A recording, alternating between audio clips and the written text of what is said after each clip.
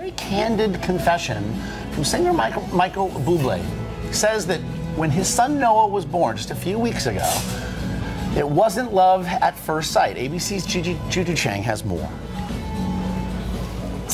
I just haven't met you yet. Singer Michael Buble is famous for his emotional depth while belting out love songs like Haven't Met You Yet. So it was all the more surprising when the Canadian crooner admitted it wasn't love at first sight when he laid eyes on his new baby, who was born just 2 weeks ago. I didn't have that overwhelming feeling of love. Buble told CTV's talk show The Social that meeting his newborn son Noah for the first time wasn't what he'd expected. I heard all of these stories about how this moment was life-changing and that when you saw him, everything was... but it wasn't like that for me. It was like meeting a stranger. Some may find it shocking, but psychiatrists we spoke with say that Buble's feelings are more common than people might think. I think many men, when they see this baby, are really hit by the reality of the responsibility. And oh my goodness, how am I going to do it? That's not a 100% wonderful experience. And those feelings of ambivalence aren't limited to new dads. New mom TAMAR BRAXTON recently admitted to ABC's Abby Boudreau she struggled with bonding with her baby. You said you didn't immediately fall in love. I didn't. I loved him, you know, but I wasn't like, oh gosh, yes, my baby, ooh, you know, it wasn't that. It was more like, what do I do now? So is it shocking or just refreshingly honest? Parents we spoke with on the street had divided opinions. I think I was excited the first time I saw the sonogram. It was really when it hit me.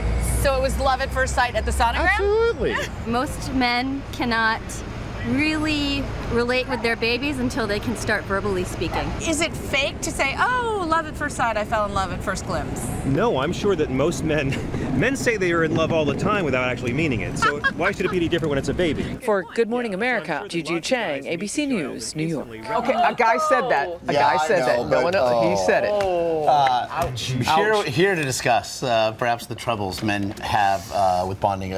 Rich Besser back with us. And Rich, you and I were talking about this. I really feel like this is more perhaps a function of where we are in society at this point, where we're willing to discuss this more. We're willing to be more open with the idea that it might be love, but it also is incredibly overwhelming. Yeah, you know, I think it's wonderful. Michael Buble's given guys an opportunity to talk about this. Because you think when you have this baby that magically, immediately, you're all going to have this connection. And it doesn't always work that way. For some parents, dads, it can take days, months. Sometimes it's not until your kid's playing Little League where all of a sudden it's like, wow, I would walk through fire for this child. I will say, for me, it was, I fed her for the first time. Those first 40 minutes, I mean, now they're, the first 40 minutes to feed her for the first time, I think there's also this idea of traditional gender roles, and perhaps those walls are being broken down as well. Yeah, you know, in my practice, I'm a pediatrician, I see dads, and there's incredible guilt and shame if you don't have that feeling right away. But it is that one-on-one time, that time when you're feeding. And for guys, it's often like, what role do I have? You know, she carried this baby for 9 months. She's doing the feeding. What could I possibly do? I'm going to do everything wrong. What are some suggestions you have if a father's having a difficult time bonding? I think mom needs to give dad some room to do his own thing. So one-on-one time. The night feed is a wonderful thing to do because there you are with this baby. You're holding. You've got that closeness. You're doing mom a good thing.